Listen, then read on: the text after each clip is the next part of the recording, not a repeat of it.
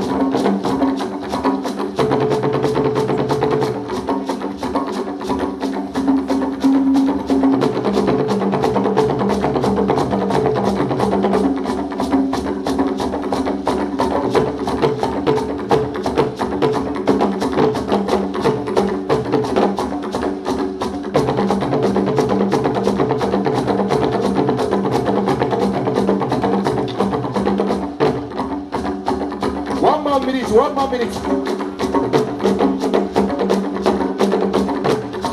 10 minutes to please single player.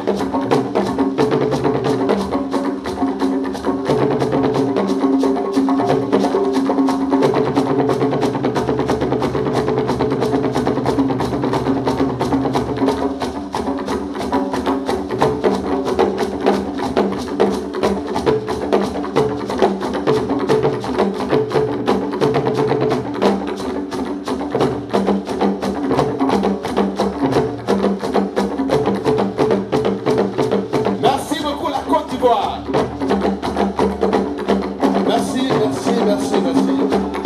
C'est super. Thank you very much. Kí ni àbá pé àwọn eléyìí ó yà àbá pé wọ́n ní Àyànwálé tàbí Àyànyẹmí. Bàbá àti àwọn ọmọ ni wọ́n ṣeré fún yín yẹn. Merci beaucoup. It gives me a great pleasure presenting to you.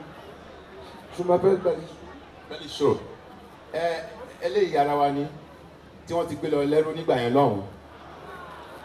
Tó dẹ̀ wá ọ̀nà ó ní wọn gbọ́dọ̀ ṣe nǹkan kó máa wá sí Abẹ́òkúta ó máa dùn òun àti àwọn gúrùpù ẹ̀. Ṣùgbọ́n àwọn gúrùpù ẹ̀ wọ́n rí fúláàtì wọ̀ wá òun nìkan ló dá wá. Torí ẹ̀ mo ṣe ní kó wá jókòó kó wá tẹríba fún gbogbo àti kábíyèsí àti gómìnà wa àti gbogbo àwọn ará ilẹ̀ wa kí ìlú yìí kó pè ẹ́.